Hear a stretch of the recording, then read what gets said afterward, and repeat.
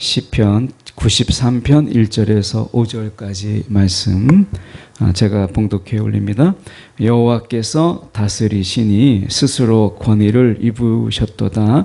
여호와께서 능력의 옷을 입으시며 띠를 띠셨으므로 세계도 견고히 서서 흔들리지 아니하는도다. 주의 보좌는 예로부터 견고히 섰으며 주는 영원부터 계셨나이다. 여호와여, 큰 물이 소리를 높였고 큰 물이 그 소리를 높였으니 큰 물이 그 물결을 높이나이다.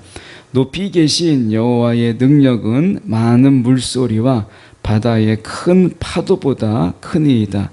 여호와여, 주의 증거들이 매우 확실하고 거룩함이 주의 집에 합당하니 여호와는 영원 무궁하시리이다. 아멘. 오늘 이 말씀 가지고 큰 풍랑도 잠든 예수를 깨울 수 없었다.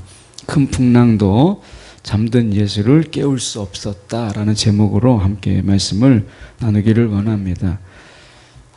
카오스와 코스모스라고 하는 과학서적인데요.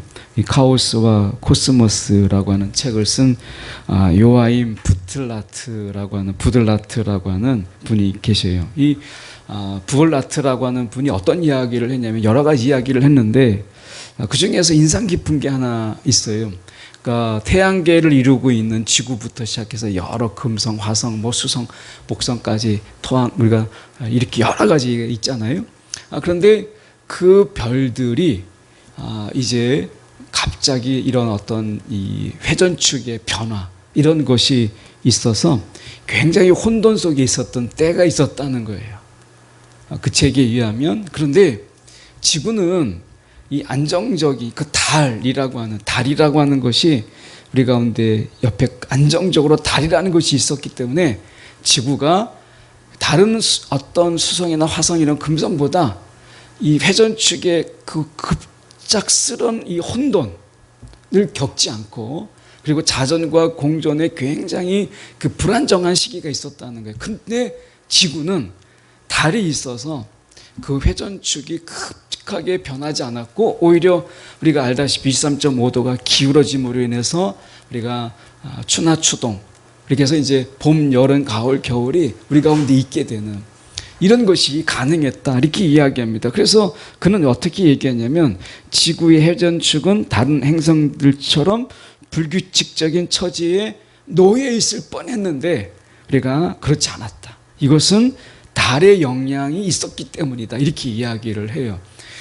제가 이 천체과학에 깊은 조예가 있는 게 아니기 때문에 이 책에서 제가 받은 어떤 영적인 은혜가 있다면 지구라고 하는 것이 그냥 지구가 있는 게 아니라 옆에 달이라고 하는 이것이 함께 있음으로 인해서 지구가 훨씬 더 안정적이었다라고 하는 거예요. 사람은 그렇게 하나님께서 지으셨어요. 마치 지구가 그렇게 지음을 받은 것처럼.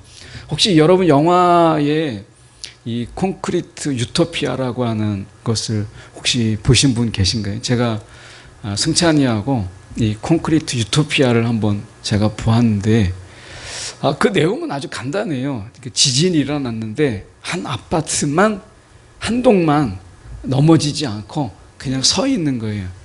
나중에 이제 아파트에 있는 사람들이 먹을 것도 제한되고 잠자리도 제한되잖아요. 그런데 외부 사람들이 들어오지 못하고 들어온 외부 사람을 다 내보내서 우리끼리 잘 살자 이런 겁니다. 그래서 이제 방범대를 조성해서 이제 남아있는 사람들 중에 호구 조사를 다 해요. 그래서 아파트 사람이 아닌 사람들, 방문했던 사람이든 뭔가 팔러 왔던 사람이든 하다못해 그 아파트의 경비원까지, 그 경비원이 30몇 년 동안 거기서 일했는데도 불구하고 그 집사람이 아니라는 것 때문에 다 내보내요. 경비원까지, 청소하는 분까지 다 내보냅니다. 그리고 자기들만 딱 살아요.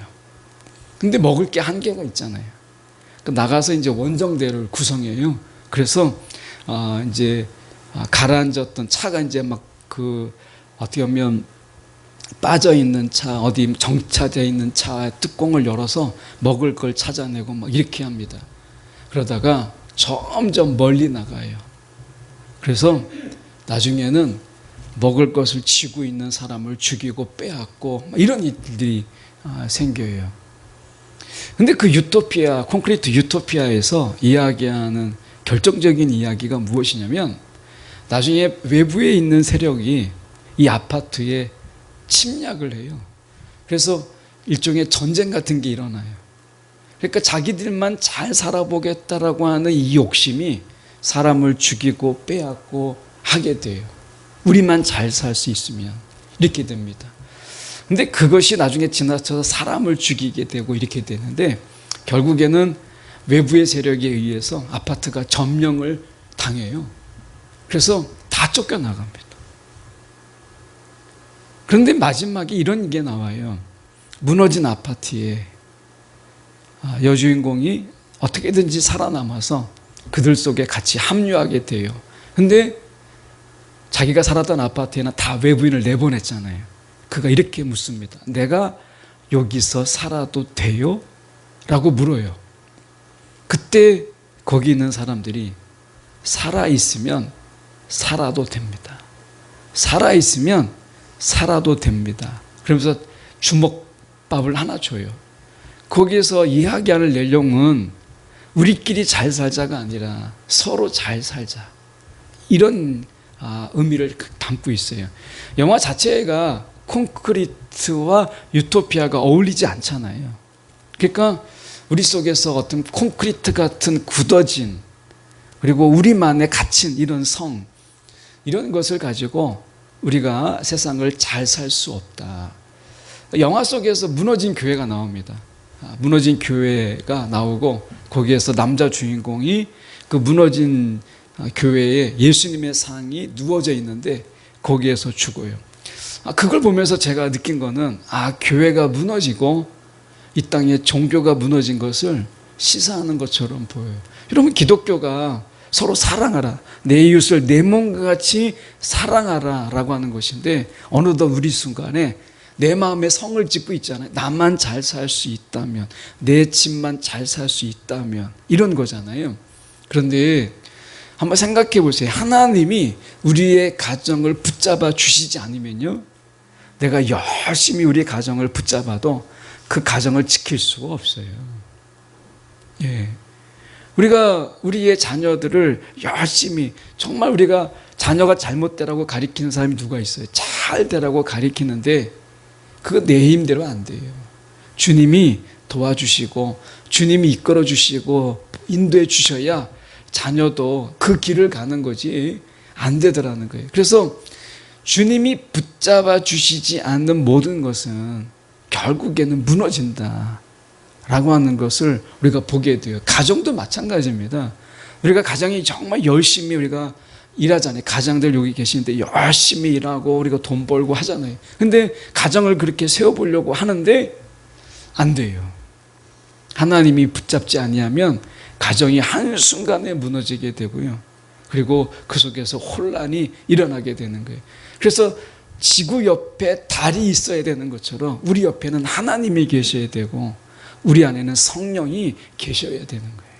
그래야 우리가 흔들리는 세상 속에서 흔들리지 않을 수 있는 거예요. 우리가 지구를 보면서 알 수 있는 거예요. 너무 놀랍잖아요. 지구와 달의 관계가 마치 하나님과 우리의 관계처럼.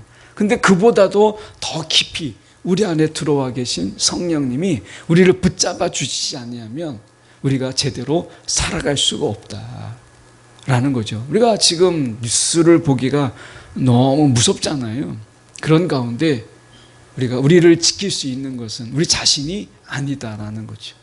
그것은 하나님이 우리를 지켜주시고 보호하시지 않으면 이 세상은 너무나 어렵다라고 하는 거예요. 오늘 말씀을 통해서 저희가 그것을 보려고 하는데요. 이사야 먼저 말씀을 보면 이사야 45장 18절의 말씀에 보면 이렇게 말씀합니다. 대저 여호와께서 이같이 말씀하시되 하늘을 창조하시니 그는 하나님이시니 그가 땅을 지으시고 그것을 만드셨으며 여기서 중요합니다. 그것을 견고하게 하시되 하나님이 만드신 것을 견고하게 하시되 혼돈하게 창조하지 아니하셨다. 하나님이 거기에 거주하게 하셨다. 이렇게 말씀하세요. 하나님이 가정을 만드셨어요. 그리고 하나님이 그 가정을 만드실 때 그 가정이 혼돈하지 않게 지으시고 우리를 거기에 거하게 하신 거예요. 오늘 우리의 가정을 만드신 이가 하나님이시고 그 속에서 혼돈 가운데 있지 아니하도록 붙잡아 주시는 이가 하나님이시다 라고 하는 거예요. 가정뿐이겠어요? 우리가 사업장도 그렇고 직장도 그렇고 우리가 열심히 한다고 해서 다 되는 게 아니잖아요. 하나님이 붙잡아 주시지 않으면 어렵다라고 하는 거예요. 욥기의 말씀에 보면 욥기 26장 12절의 말씀에 보면 능력으로 바다를 정복하시며 지혜로 라합을 쳐부신다라는 구절이 있어요. 여기서 바다라고 하는 것은 무엇이냐면 우리가 여러분 배를 이렇게 타보시면 어떠세요? 이렇게 크루즈 타거나 큰 배를 탈 때는 이렇게 요동하는 게 별로 없지만 이렇게 배가 아주 작은 보트를 타면 굉장히 멀미가 심해요. 이 섬선교를 갔을 때 배를 타는데 배 바깥에서 이제 막 잠깐 가니까 한 20분 정도 뭐 이렇게 가니까 바깥에 나와서 막 이렇게 볼만 하거든요. 근데 바다 낚시를 한번 시켜준다고 해서 나갔는데 그 바다를 보면서 막 낚시 잘 물리지도 않는데 40분 동안 그냥 공치고 있는데 바다를 보고 있으니까 얼마나 멀미가 나는지요. 그러니까 멈춰 있으니까 막 흔들리는 거예요, 배가. 그러니까 막 멀미가 나는데 이 집사님이신 그 선장님이 그래도 목사님이 한 마리 잡으셔야지 싶어서 제가 가자고 해도 제가 웬만하면 그냥 가시죠. 이렇게 청년들은 한 마리 잡았으니까. 그런데 이분은 저를 생각해서 그래도 목사님이 하나 잡으셔야지 하는데 이게 빨리 안 잡히는 거예요. 야, 제가 기도를 했잖아요. 하나님 고기가 빨리 잡히게 해주세요. 이제 멀미 때문에. 그랬더니 손바닥만한 거 하나 딱 잡혔어요. 잡히자마자 고기가 잡혀서 기쁜 게 아니라 이제 섬에 돌아갈 수 있다는 게 너무 기뻐가지고 선장님이 잡혔으니까 빨리 갑시다. 그래가지고 들어온 적이 있어요. 나중에 이제 매운탕 해주고 그래서 끓여만 먹을 수 있게 해주신 적이 있어요. 그러니까 배라고 하는 거, 이 바다라고 하는 것은요, 갑자기 풍랑이 일어나고 파도가 일어나면 속수무책이에요. 아무리 뱃사람이라도. 그래서 바다는 이스라엘이나 고대 근동에 있어서 어떤 생각을 가지고 있었냐면 이것은 혼돈이에요. 이 바다라고 하는 것은. 그래서 가나안에도요, 어떤 신화가 있냐면 바알이라고 하는, 많이 들어봤죠? 바알 신은 이 비의 신이에요. 이 비의 신이 폭풍의 신과 싸움이 일어났어요. 누가 더 강한가? 근데 바알이 폭풍의 신을 싸워서 이겼어요. 그래서 바알은 비의 신이면서 폭풍의 신이에요. 농사 짓는 가운데 제일 중요한 게 뭐겠어요? 비잖아요. 어부가 나가서 뭐가를 잡으려고 해도 제일 중요한 게 뭐겠어요? 폭풍이에요. 그러니까 바알은 신의 왕이 됐어요. 그러니까 비의 신과 폭풍의 신이 이 바알이 하나로 지고 있으면서 모든 신의 왕이 됐어요. 바벨론에도 신화가 있어요. 바벨론은 어떤 신화가 있냐면 이 바벨론에서 이야기하는 신은 이 신과의 싸움이 그 속에서 일어나게 됩니다. 그래서 이 바다의 신인 티아맛이라고 하는 신이 있어요. 바벨론의 신화에 나오는 건데요. 이 바다의 신인 티아맛하고 마르둑하고 싸웁니다. 그래서 마르둑이 이 바다의 신을 싸워서 이겨요. 그래서 신의 왕이 되는 게 마르둑이에요. 그래서 바벨론의 가장 으뜸되는 신은 마르둑인데 바다의 신을 이겼기 때문에 그래요. 그러니까 사람들은요, 혼돈을 일으키고 어떻게 보면 폭풍과 풍랑이 일어나는 것을 어떻게 제압할 수가 없어요. 그래서 사람들은 거기에다가 신의 이름을 붙였어요. 거기에다. 그래서 바다의 신, 강의 신, 폭풍의 신 이렇게 이야기한 거예요. 그러니까 내가 컨트롤할 수 없는 풍랑과 이런 바람 이런 것들에 대해서 신으로 이름을 붙인 거예요. 그런데 하나님께서 어떻게 말씀하시냐면 4절에 오늘 말씀해 보십시오. 4절의 말씀에 보니까 높이 계신 여호와의 능력은 많은 물소리와 바다의 큰 파도보다 크니이다. 하나님이 그냥 하나님 앞에서는 그냥 바다는 바다예요. 강은 강이에요. 이게 중요합니다. 하나님 앞에서는 바다가 신이 아니에요. 그냥 바다는 바다예요. 그래서 하나님께서 보여주신 게 뭐냐? 홍해 바다를 가르셨어요. 하나님이 바다를 가르셨어요. 그리고 마른 땅을 내셨어요. 그리고 장장 250만 명의 사람이 거기를 지나가게 하셨어요. 생각해 보세요. 250만 명이요, 줄을 서서 바다를 건너가려면 하나님께서 그 바다를 열어놓는 그 시간들이 굉장히 긴 거예요. 하나님께서 홍해 바다를 가르셔서 마른 땅을 지나가게 했어요. 바다는 바다예요. 하나님 앞에서 바다는 가를 수 있는 바다예요. 여기서 끝나지 않았어요. 애굽의 병사들이 쫓아왔을 때 하나님께서는 다시 바닷물을 모이게 하셔서 그들을 다 수장시키셨어요. 여기서 끝나지 않습니다. 요단강을 건너갈 때 하나님께서 요단강을 가르셔서 그들이 건너가게 하셨어요. 그러니까 하나님은 그냥 바다는 바다고 풍랑은 풍랑이에요. 우리가 마태복음 8장에 보면 예수님께서 배에 먼저 오르십니다. 성경을 자세히 보면 마태복음 8장 23절에 배에 오르심에 예수님께서 배에 오르세요. 그리고 제자들이 따랐어요. 제자들이 먼저 탄 게 아니라 예수님께서 먼저 배에 타셨어요. 근데 이 바다에 큰 풍랑이 일어납니다. 이게 이제 간대기가 부은 거죠. 예수님이 배에 탔는데 예수님이 탄 그 배에 풍랑이 일어나요. 그러니까 이 풍랑과 이 바람이 정신을 못 차린 거예요. 세상에 예수님이 타셨는데 예수님이 탄 그 배에 세상에 풍랑이 일어난 거예요. 그러니까 이 풍랑이 간이 부은 거죠. 그래서 막 풍랑이 일어나고 그러니까 어떻게 물결이 막 넘쳐서 그 작은 배에 예수님까지 13명이 탄 거잖아요. 그 13명이 탄 작은 배에 막 물이 차오르는 거예요. 근데 예수님을 깨운 게 누구냐면 본문에서 보면 저는 이 부분에서 정말 은혜가 되는 게 무엇이냐면 자, 풍랑이 일어나고요. 그리고 배에 물이 차요. 그러니까 예수님의 옷도 젖었겠죠. 아마 발도 젖었을 거예요. 그러면 풍랑이 예수님을 깨우지 못했어요. 바람이 예수님을 깨우지 못했어요. 폭풍우가 잠든 예수님을 깨우지 못했어요. 예수를 깨운 게 누구였느냐? 바람이 아닙니다. 풍랑이 아닌 제자들이었어요. 제자들이 예수님을 깨웠어요. 뭐라고 얘기하냐면 제자들이 나와 깨우며 이르되 주여 구원하소서 우리가 죽겠나이다. 이렇게 얘기합니다. 그리고 예수님이 깨다가 딱 보니까 이미 벌써 풍랑이 일고 물이 이제 배에 차고 그러면 제자들이 너무나 다급해서 날 깨웠겠구나. 베드로도 뱃사람이고 그 형제도 뱃사람이고 또한 요한도 뱃사람인데 뱃사람이 4명이나 타고 있는데 이들이 예수님을 깨울 정도면 정말 다급했겠구나. 이렇게 생각할 수 있잖아요. 예수님이 얼마나 공감의 능력이 탁월해요. 우는 자들과 함께 울고 기뻐하는 자들과 함께 기뻐하고 때로는 아픈 자를 보면 예수님께서 미쁘게 여기서 불쌍히 여기셔서 예수님께서 치유하시는 공감 능력 100%, 그게 예수님이잖아요. 그러면 제자들이 막 무서워하고 두려워하고 있으면 예수님께서 공감 능력이 탁월하신 예수님께서 딱 보면 분위기 알잖아요. 배에 물이 차고 막 풍랑이 일어나서 막 겁에 질려 얼굴이 막 하얗게 질려 있는 제자들을 보면 보통 때 예수님이라면 너 이거 얼마나 무서웠냐, 안심하라, 내가 이 풍랑을 잠잠케 하리라, 이렇게 말씀하셨어야 돼요. 우리는 그게 예측되잖아요.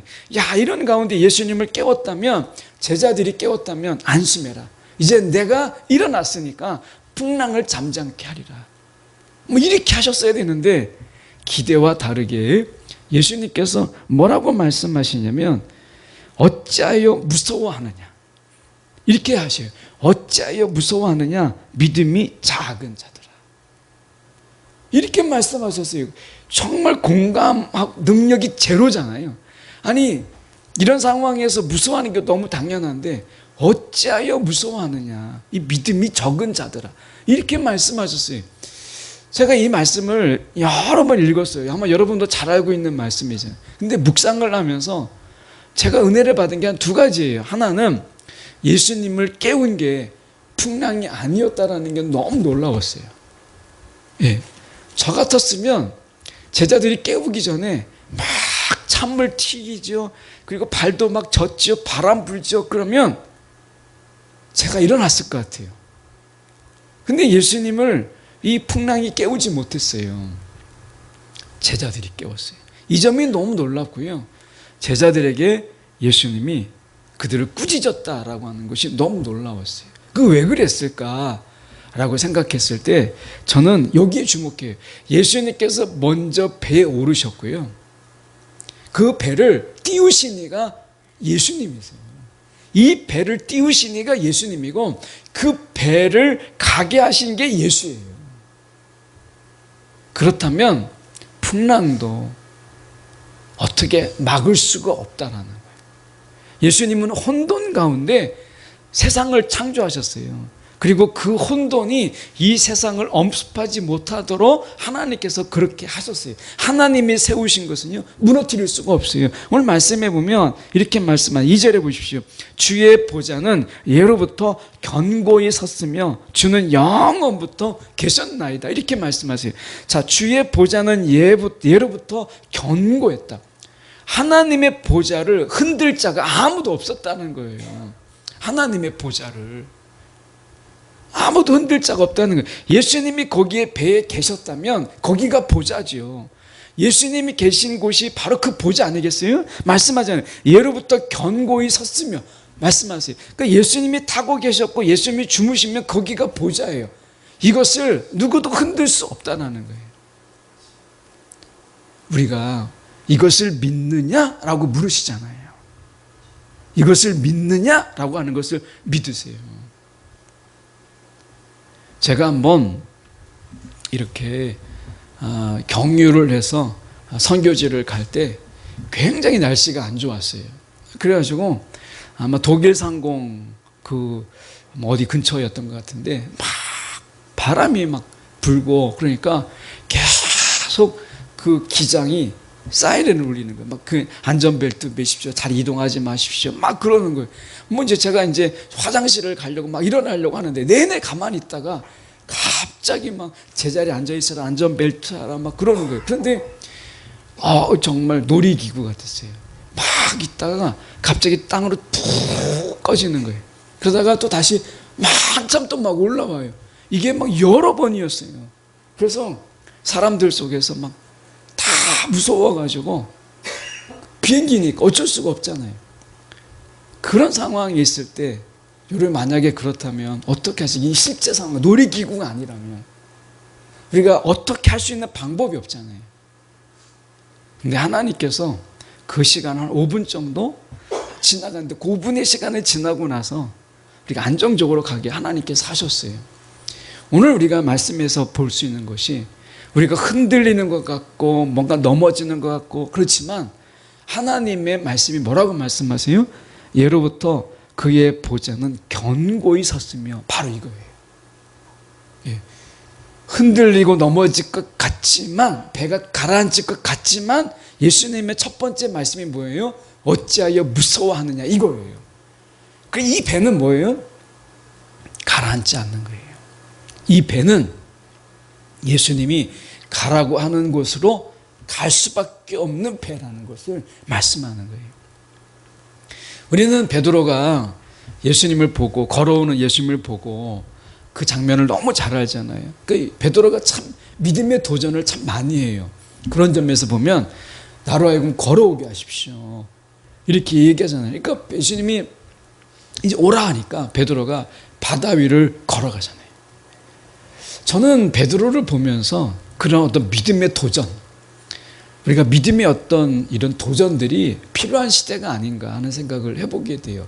그러니까 여러분 몸이 아플 때 하나님 말씀 그대로 손을 얹고 기도하는 거예요. 그러면 하나님께서 낫게 하시고 그렇지 않을지라도 내가 기도했다라는 자체가 내게 믿음의 성장을 가져오는 것이거든요. 그러니까 베드로가 그 믿음의 성장 속에서 바다 위를 걸어가게 해요. 예수님이 이제 걸어오라 하잖아요. 너무 잘 알고 있는 말씀이죠. 그런데 예수님을 볼 때는 베드로가 바다 위를 걸어갔어요. 놀랍게도.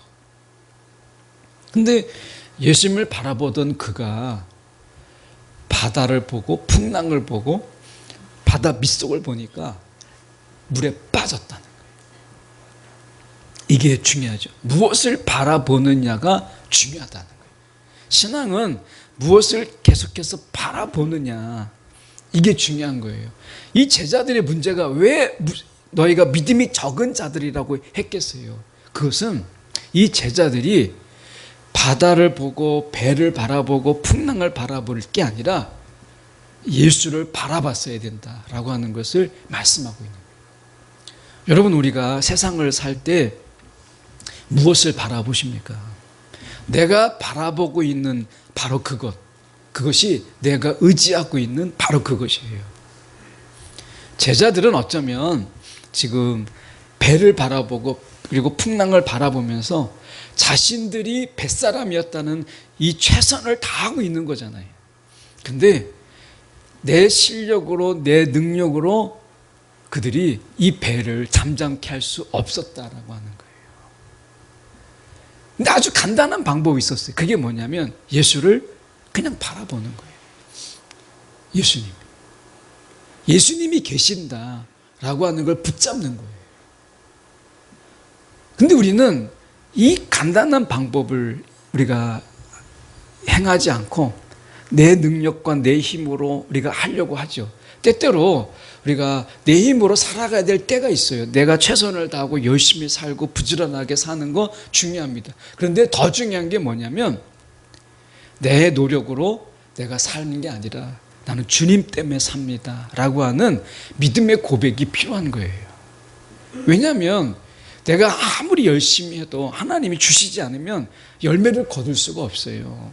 그러니까 내가 열매를 거둔 것은 하나님이 열매를 거두게 하신 거지 내가 열매를 거둔 게 아니에요. 예. 내가 열심히 해서 내가 이만큼 살았다라고 하는 것은 하나님 이만큼 살도록 나를 이끌어 주셨다라고 하는 거잖아요. 그러니까 이 배에서 베드로가 바다 위를 걸어가는 베드로가 예수님을 바라보니까 바다로 걸어가는데 지금 배 타고 있어요. 그때 상황보다 훨씬 더 좋은 상황이에요. 아니 베드로가 바다 위를 걸어가던 베드로가 세상에 지금 배에 타고 있는데 아직 가라앉지 않았잖아요. 그런 가운데서도 무서워한다라고 하는 것, 그것은 생각해 볼 거잖아요. 배가 오히려 그를 더 무섭게 만드는 거예요. 배가 이 제자들을 훨씬 더 두렵게 만든 거예요. 배에서 내려와서 바다 위를 걸어가는 베드로가 있었는데 그 베드로가 어디 있어요? 아니 세상에 배도 없고 그냥 맨발로 예수님께서 오라 했을 때 바다 위를 걸어갔던 베드로인데 지금 배를 타고 있잖아요. 그래서 우리가 살아가면서 이 배라고 하는 것이 우리를 더 두렵게 만들고요, 더 겁나게 만들고 있는 게 바로 배예요. 배를 버려두면요 걸어갈 수 있어요.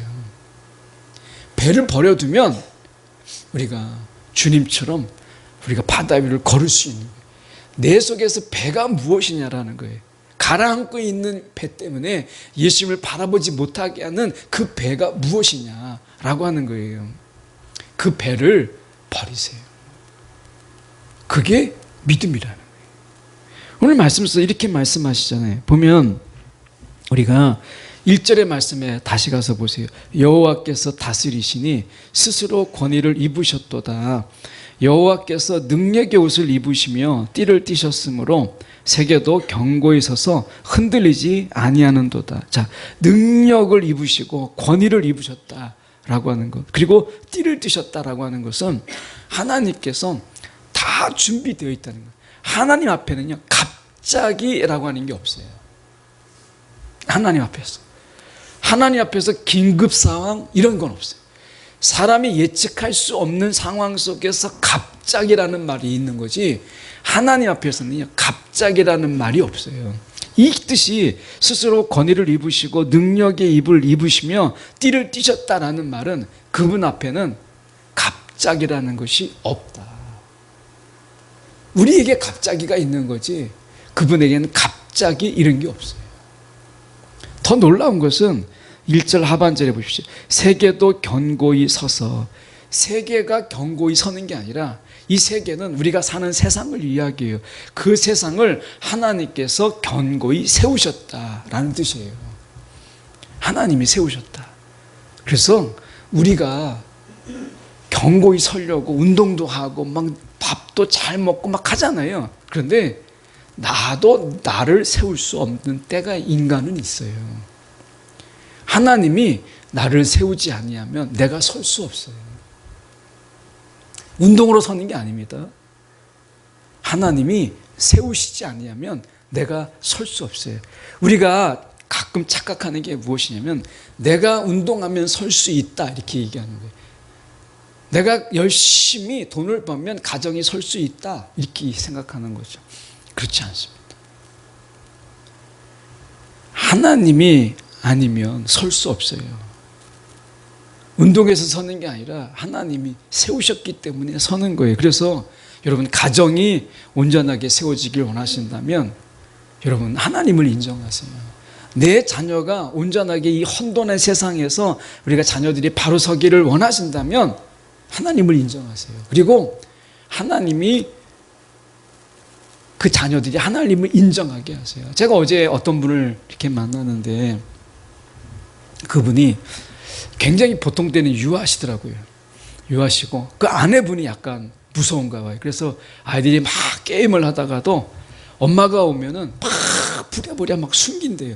그래가지고 막 핸드폰도 끄고 막 하는데 아빠가 오면 하던 게임을 더 한대요. 그래서 뭐 아빠는 안 무서워하는 거예요. 근데 이 아빠가 딱 한 가지 화를 내는 게 하나 있다는 거예요. 그게 뭐냐면 예배를 늦거나 예배를 드리지 않은 것은 이 아빠가 허락하지 않는 거예요. 그래서 예배에 관해서는 너무 철저해가지고 아이들이 예배를 건들면 아빠는 무서워. 이거는 하나는 분명하다는 거예요. 엄마는 그런 게 없어요. 그냥 늘 무서운데 아빠는 예배 이거예요. 여러분 자녀에게 예배를 가르치세요. 예배를. 예. 하나님과 약속을 가리키고 하나님을 인정하게 하고 하나님이 계시지 아니하면 하나님이 함께하지 않으면 내가 스스로 설 수 없다라고 하는 것을 가리키세요. 하나님이 그 인생을 책임지십니다. 이분이 사업을 하시는 분이신데 처음에 한 구멍 이렇게 조그맣게 시작한 거예요. 조그맣게. 근데 이분이 예배에 대해서 이제 하나님 앞에 온전한 예배 이 예배 하나를 분명하게 했더니 하나님이 그의 사업을 복을 주기 시작하는데 지금은 전국 단위로 총판을 해요. 처음에 동네 작은 데서 시작했는데 근데 지금도 그분의 이야기가 아이들에게 딱 하나 가르쳐 주는데 예배를 전하고 싶다는 거. 아이들에게 예배 하나를 아이들에게 가르치고 싶다는 거예요. 여러분 우리가 예배라는 게 뭐겠어요? 다른 거 아닙니다. 오늘 4절의 말씀에 보면 이렇게 말씀하잖아요. 우리가 보면 높이 계신 여호와의 능력은 많은 물소리와 바다의 큰 파도보다 세상이 두려워서 신이라고 이름 붙인 그런 것들 이게 진짜가 아니라 하나님이 그보다 크다. 하나님이 진짜다. 이게 예배예요. 그러니까 하나님이 진짜다. 나머지는 다 가짜다. 이걸 알려주는 거예요. 그러면 아이들이 가짜 인생을 살지 않고 진짜 인생을 사는 거예요. 아이들이. 우상을 섬긴다는 것은요. 가짜의 인생을 사는 거예요. 자기 진실함으로 사는 인생이 아니고 포장되고 왜곡되고 다른 사람에게 보여주는 그렇게 체면의 문화로 살아가는 거예요. 뭐뭐 하는 채처럼 살아가는 거죠. SNS에 많이 올라오는 그런 사진들 중에 우리가 절대 다수가 다 꾸며진 사진, 행복하지 않는데 웃은 것처럼 그렇게 한다는 거잖아요. 그런데 우리가 그것은 거짓의 영이 우리가 세상 속에서 우리가 우상을 섬긴다는 것은 거짓의 삶을 살게 하는 거예요. 그런데 하나님을 섬긴다라고 하는 것은 진짜의 삶을 살게 하는 거예요. 아이들에게 진짜의 삶을 우리가 말해야 되지 않겠어요? 너희도 거짓과 포장된 삶 속에서 너희는 실제로 막 문드러져 가고 썩어져 가고 있고 괴로워하고 힘들어 가는데 행복한 척 이렇게 살아가라, 이렇게 가르칠 수가 없잖아요. 너희가 진실하게 그 안에서 행복을 가지고 웃음을 가지고 기쁨을 가지고 살아라. 이게 예배예요. 이게 어디 안에 있어요? 예수 안에 있고 우리가 예수와 함께하는 삶 가운데 있는 거잖아요. 그러니까 세상에서는 우리가 보면 이 풍랑이라고 하는 거 위협이죠. 위협, 걱정이죠. 이것을 통해서 우리가 이 제자들조차도 그 풍랑 앞에 어쩔 줄 모르게 만드는 거. 그런데 이런 가운데서 예수를 바라보면 배가 없어도요, 베드로가 바다 위를 걸어갈 수 있었어요. 배가 없어도 되는 거예요. 예수님이면 배도 없어도 돼요. 배가 마지막 보루가 아니에요. 예수님이지. 아직 뱃사람을 버리지 못한 거죠.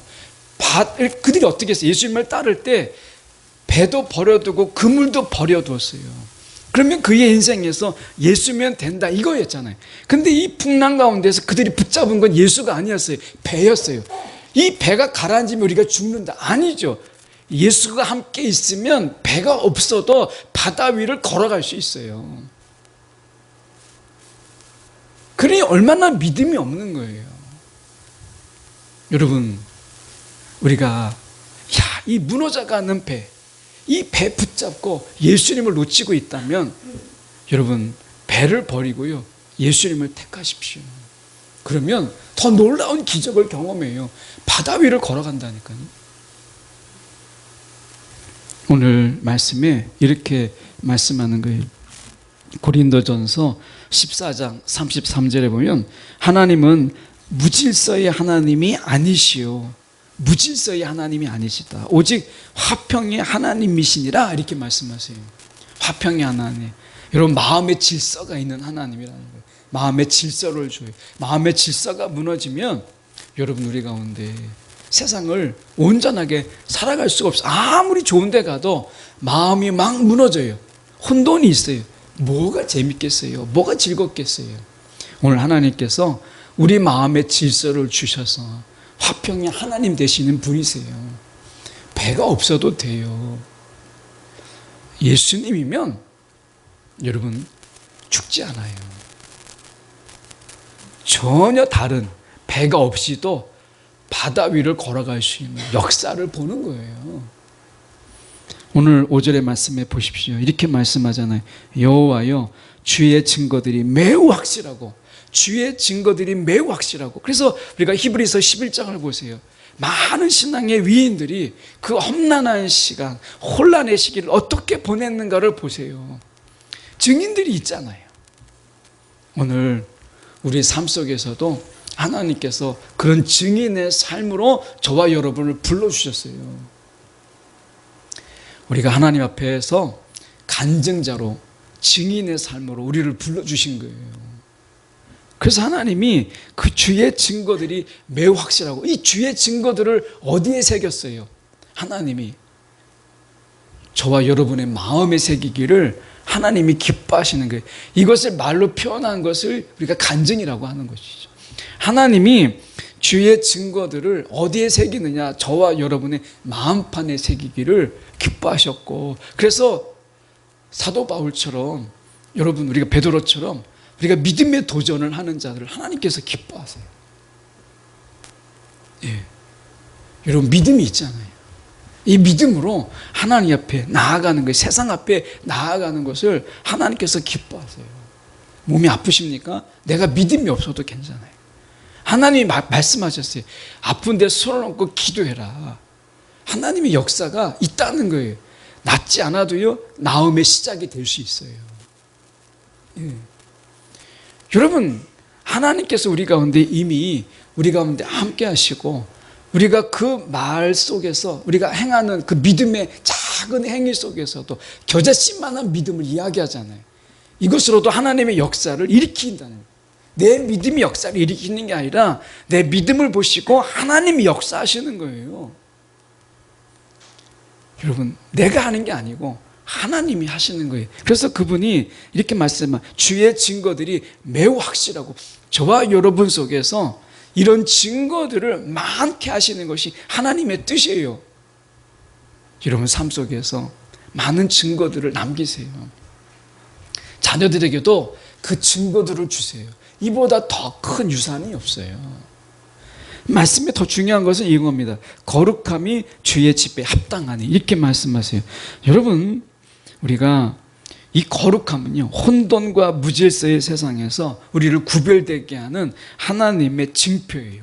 이 거룩함이라고. 혼돈과 막 이런 복잡한 세상 속에서 거룩함이라고 하는 것. 여러분, 이것은 하나님의 징표예요. 이 콘크리트 유토피아의 마지막 장면 속에서 그들은 아파트에 남아있던 사람들은 다 내보냈잖아요. 먹을 것도 주지도 않고 다 내보냈어요. 겨울이에요.